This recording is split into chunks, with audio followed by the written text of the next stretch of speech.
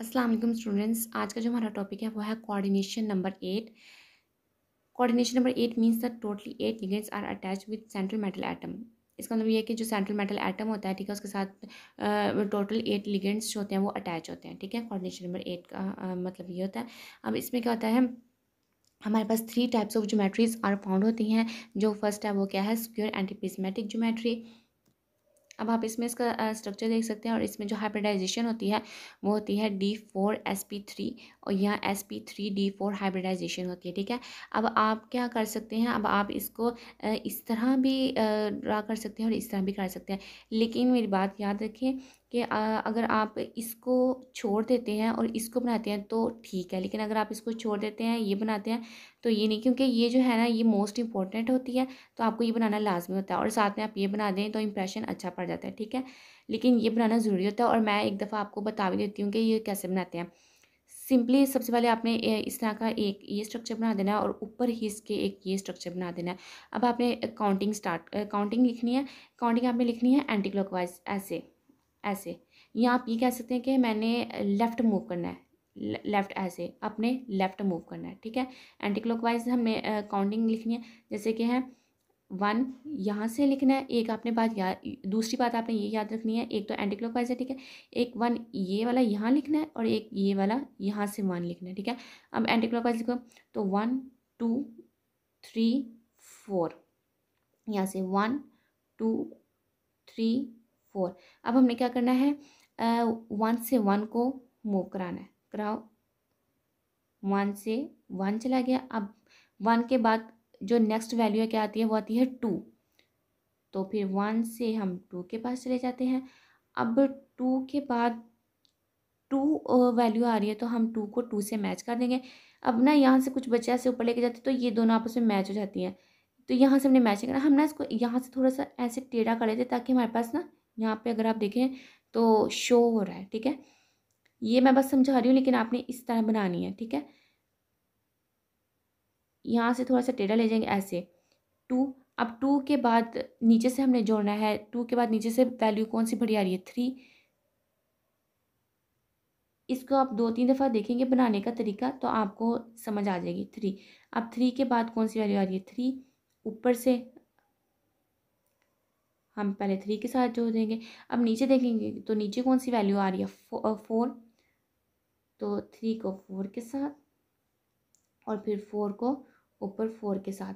इसमें आपने पता है क्या करना होता है, इसमें आप काउंटिंग याद कर लिख लें। आपको याद होनी चाहिए कि आपने 1 2 3 4 और 1 2 3 4 इस तरह लिखना है। फिर आपको इस तरह आसानी हो जाएगी कि आपने पहले जो अपनी पेंसिल है जो आपने ऐसे ऐसे घुमानी है, ठीक है, वो आपने पहले 1 से ऊपर के 1 पे लेके जानी है, फिर 2, फिर जब नीचे 2 आ जाते हैं तो 2 को 2 के साथ, फिर उसके बाद उस 2 को फिर आपने 3 के साथ मिलाना है। फिर वो जो 3 है 3, फिर इस तरह 4 और 4 ऐसे, पहले नीचे के 1 से ऊपर के 1, फिर ऊपर के 1 के बाद नीचे, फिर नीचे से ऊपर। इस तरह आपने इसको याद रखना है कि 1 1, फिर 1 के बाद 1 2 के साथ, 2 2, फिर 2 3 के साथ, 3 3 के साथ, फिर 3 4, और फिर 4 ऊपर 4 के साथ। आप इसको 3-4 दफ़ा ऐसे वीडियो को देखेंगे और साथ साथ आप ड्रा करेंगे, तो आपको ये बनाने में आसानी होगी। ठीक है, अब नेक्स्ट इसकी एग्जांपल है ZrF8। ठीक है, फ्लोरीन की, और इसके बाद आपको पता है कि जो फ्लोरीन है उसकी ऑक्सीडेशन स्टेट -1 होती है, तो ये 8 है, तो इसकी क्या होगी, -8 होगी। तो यहाँ पर जो ZR है इसकी क्या होगी, फिर +8 होगी।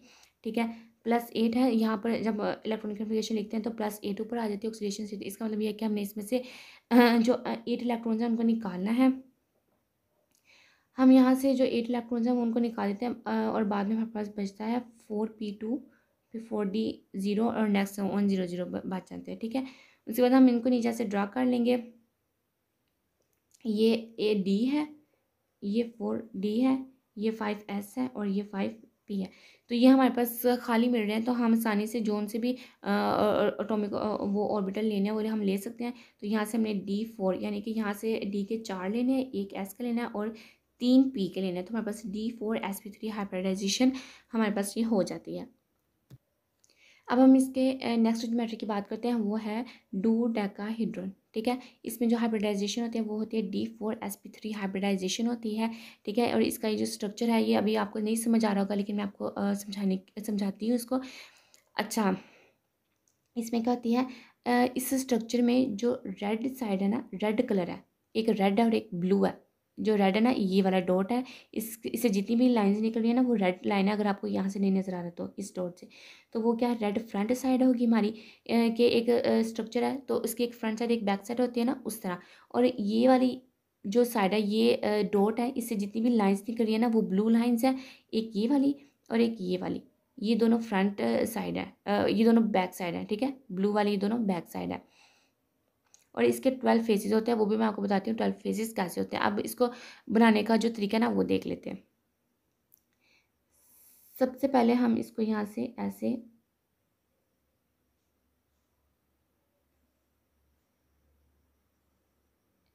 इसकी शेप देंगे, और ये बनानी शेप आसान होती है, ठीक है। ये अब आपने बना लिया। अब ये जो है ना रेड फ्रंट साइड, अब हम पहले इसको बनाते हैं।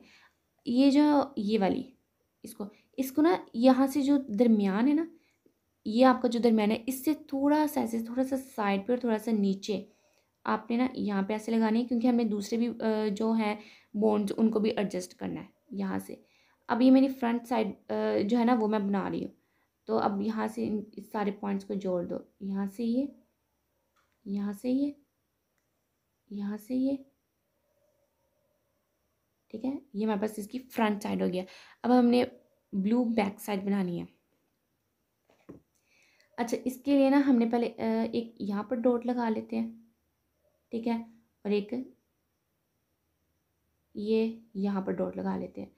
अब इसको इससे, फिर इसको इससे, और इसको यहाँ से ऐसे, और फिर इसको इस डॉट के साथ यहाँ से मिलाएंगे, यहाँ से इसको ऐसे, यहाँ से इसको ऐसे, और यहाँ से इसको ऐसे। एक दो दफ़ा प्रैक्टिस करेंगे ना तो आपको समझ आ जाएगी। और एक यहाँ पर ये ऐसे हो जाएगा, ठीक है। ये हमारे पास बन गया। अब इसके 12 फेसेस कैसे बन रहे हैं। 12 फेसेस जो है ना उसको समझने के लिए थोड़ा गौर आपने करना है। मैं यहाँ पर समझाती हूँ और साथ में मैं काउंटिंग लिखती हूँ, ठीक है। अब हमने इसके 12 फेसेस देखने हैं। अगर मैं इस ये जो रेड फ्रंट साइड है, इस डॉट के मैंने इर्द गिर्द के जो फेसेस है ना उन पे मैं काउंटिंग लिखूँगी। अब ये है ना रेड, तो यहाँ से हमारे पास 1 2 3 4 5 है, तो मैं काउंटिंग लिख देती हूँ। 1 2 3 4 5। अब ये थी इसकी फ्रंट साइड, अब वो 5 हो गई है, ठीक है। अब ये अब ख़त्म। अब हमने बैक साइड देखनी है। अब यानी कि ना हमने स्ट्रक्चर को ऐसे घुमाया, अब हमने बैक साइड से काउंट करना है। पहले हमारे पास ये आ जाता है, इस डॉट के जो इर्द गिर्द है हम उसके गिर्द काउंटिंग लगाते हैं। यहाँ पे 5 था, अब यहाँ से 6 से स्टार्ट होगा। 6 7 8 और ये 9। अब जब हम ये भी जो है ये भी बैक साइड ही है। ये तो ये डॉट था ना, अब इस डॉट की जो बैक साइड है, यहाँ से ये दोनों यहाँ पे नंबरिंग इनकी यहाँ से भी लगी, क्योंकि ये दोनों एक ही साइड के हैं, ठीक है। अब पीछे कितने रह गए हैं, 6 7 8 9, बता के कितने रह गए हैं, 10, ये 11, और ये वाला हिस्सा 12वां, ठीक है। ये वाले जो दो डॉट हैं ये इसकी साइज अलग है, यानी कि हमारे पास जो टोटल 12 फेसेस से वो हमने यहाँ पर देख लिए हैं, ठीक है। अब इसकी नेक्स्ट एग्जांपल देख लेते हैं। इसकी एग्जांपल है MOCN8-2, ठीक है। इसकी हमने लिखी है इलेक्ट्रॉनिक कन्फिग्रेशन। उसके बाद इसकी ऑक्सीडेशन स्टेट होती है +6। +6 में क्या होता है कि ये 4 5 6 ये सारे इलेक्ट्रॉन्स को रिमूव करना पड़ता है। वो करने के बाद ही हमारे पास ये सारे जो हैं ये खाली हो जाते हैं एटॉमिक ऑर्बिटल्स, ठीक है। उसमें क्या होता है कि हम जो वो होते हैं CN, वो लिगेंड, वो साइंसेस के ऊपर अटैक कर सकते हैं। और इसमें हमारे पास जो हाइब्रिडाइजेशन होती है वो D4sp3 हाइब्रिडाइजेशन इसमें होती है। अब नेक्स्ट है हेक्सागोनल, जो थर्ड और लास्ट वन है वो है हेक्सागोनल बाईपैरामिडल। और जो इसकी एग्जांपल है UO2 और H2O6, ठीक है। ये इसकी एग्जांपल है। अब इसका जो स्ट्रक्चर है वो बनाने का वो नहायत ही आसान है। अब हेक्सागोनल, हेक्सेन, जिस तरह आप हेक्सेन स्ट्रक्चर बनाते रहे हैं हम उस तरह पहले बनाते हैं।